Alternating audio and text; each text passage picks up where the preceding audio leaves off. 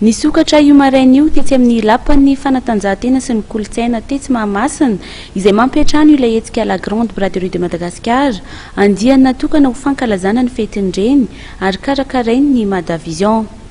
Manao ahoana ny zava-misy eny an-toerana tamin'ity andro voalohany ny sokafan'ny hetsika la grande braderie ity, hita nisongadina ihany koa ny fampihenam-bidy izay isan'ny tanjon'ny la grande braderie andian'ny fankalazana ny fetin'ireny ity.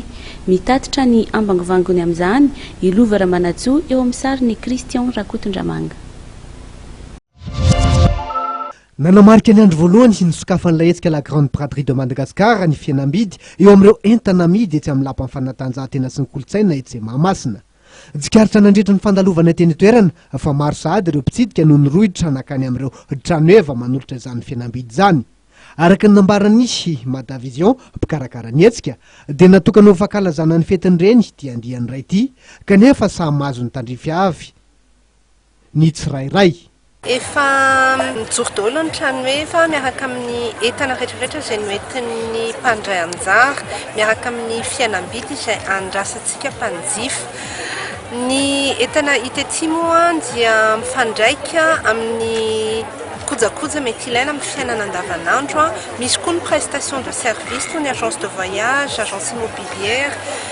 Ankoatran'izay dia ny produit bio amin'ny complément alimentaire dia ahitana karazany maro tokoa, ny artisanat sy ny hafa maro ihany koa.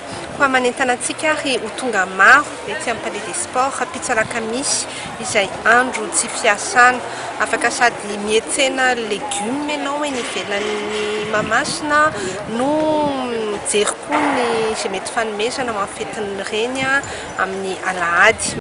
Nilaza ny hoentitra ny Madavision mifanaraha maso izay fihenam-bidy eo amin'ireo entana amidy ka ho voasazy ireo mpandray anjara mandika izay maromaritra iraisana izay. Jikaritra fa maro ireo mpanjifa afa-po sahady satria nahazo izay notadiavina vao nisokatra la grande braderie ka no dia ampifaliana mivimbina arona feno. Mbola man'ny efatrandro be izao ireo mpitsidika sy mpitady fanomezana ho an'ny eny iantsenana etsy Mahamasina. Dia iny fanadihadiana ihany koa tompoky lahy sy tompoky vavy no nentina nanakatonana ny fampahalalam-baovao tamin'ity alina ity isaorana ianao nanaraka izany hatramin'ny farany ary mbola manasana ao hatrany anaraka ny fandaharana resabe aoriana izao fampahalalam-baovao izao.